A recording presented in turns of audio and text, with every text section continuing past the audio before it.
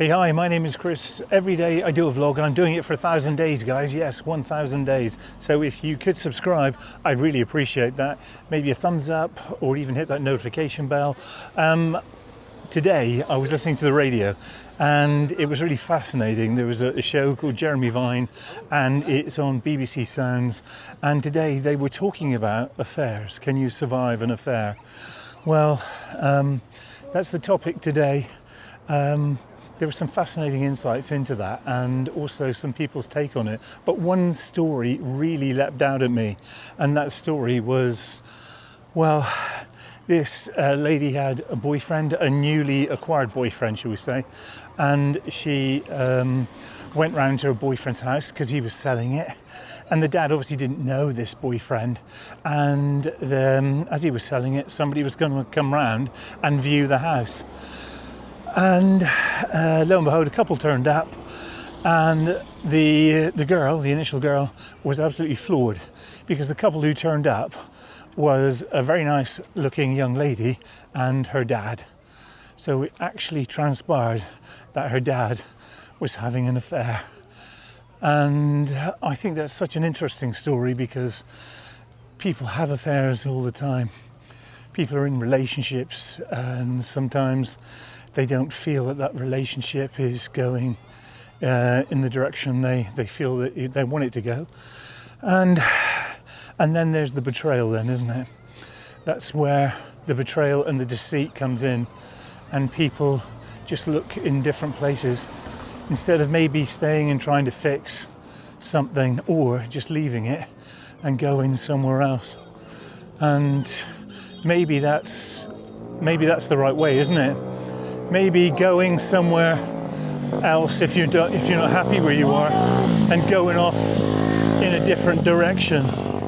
I'm just going to cross the road here. Sorry.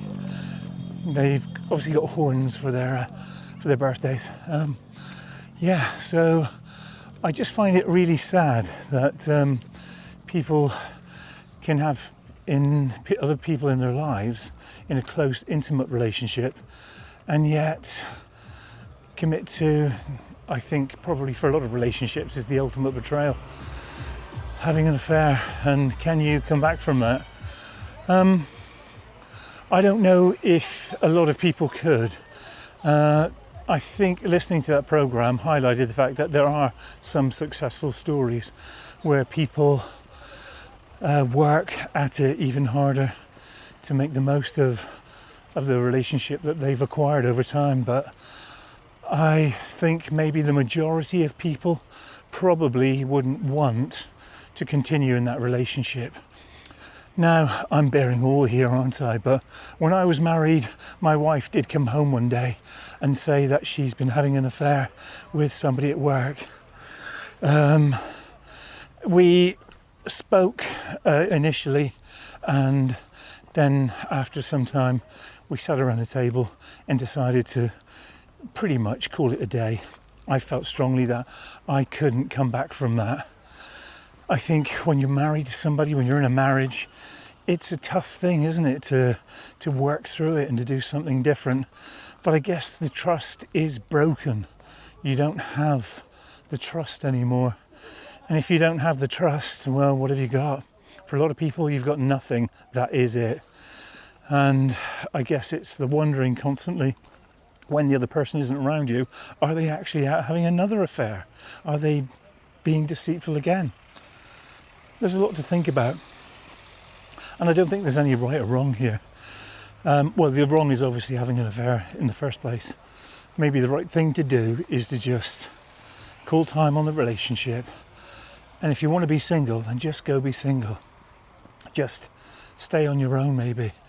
Just do that single thing, live that single life. Some people just find it difficult being on their own. Some people want to monkey branch from one relationship to the next. They can't be on their own. And in that monkey branch scenario, that's when the deceit comes in. That's when they commit to an affair. Now, I heard this woman's story, but it's really outrageously unusual, where you're selling a house and your dad happens to turn up with his girlfriend. And that is a scenario which is must have hit the daughter very hard. And it's unfair, isn't it? And it's the pain, I guess, the pain that can cause to so many people when they find out you've been having an affair, and the affair just sours everything, your relationship, your friendships. Sometimes when people find out, they just don't want to have any part to play in your life. They don't want to be around you. And that's just a sad sort of story. It's, I guess for some people, when you find out, like when my wife came home one day and said she'd been having an affair, I felt numb, I felt angry, but I didn't show it outwardly. And for me, I quietly and pensively considered every scenario. And there was no scenario for me where I could continue with her. And I think I spoke previously in a video just a few weeks ago where I said we ended it like in a very adult way, and things were very amicable in the end, and we parted as friends. And I think it was testimony to our ability to communicate our feelings and talk things through. And I think if you can do that, if you can have the ability to just think about what you want for the future. Now, I know a lot of people, they would say, well, they've lied to me, they've cheated on me, they've been deceitful. There was even one story on this show today where this child had an iPad, and the husband had obviously linked his iCloud to this iPad for whatever reason.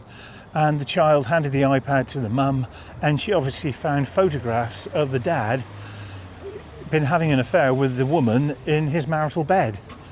So there are many ways that people would find out, especially today. I think technologically, there's a lot of ways people could find out if you're having an affair. Now, I'm single, and I've been on my own for a while. I've initially started dating someone, and I think that's a great place to be. I think when you're in the beginnings of a relationship, you don't harp on about the past. You can't let the past incur on where you are today or going forward in the future. Because if you bring the past with you, I don't think you should be dating. I don't think you should let it have an impact on your life. Now, I got divorced in 2007. And I've had more than enough time to process things and think about things. For me, it felt like the right thing towards the end. Once you realise somebody has been cheating on you, you've got to call it a day. You've got to walk away from that. I have also spoken about the fact that my mum was... how can I put this? She had an adulterous relationship which resulted in me. So I guess when you look at my existence and my life, maybe I am the product of all things that are sort of from a cheating perspective, from a deceit perspective. But nevertheless, you know, we all command our position here on planet Earth, don't we? We all have a right to be here. And the world should unfold as it should. But it was an interesting radio show today. I was really gripped by it because I could hear the emotion in some of the guests that he had on that show today, and I kind of really related to some of the things that they were talking about.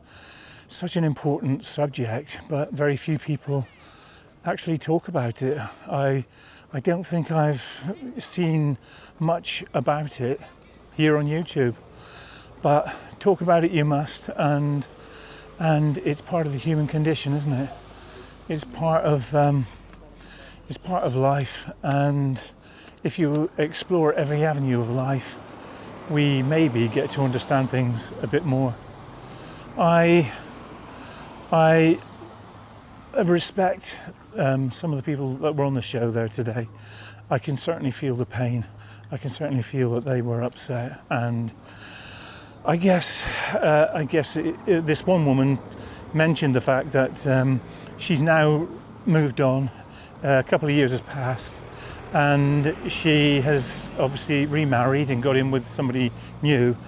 But she questions where he is if he's late. She's always anxious about what he's up to and what he's doing.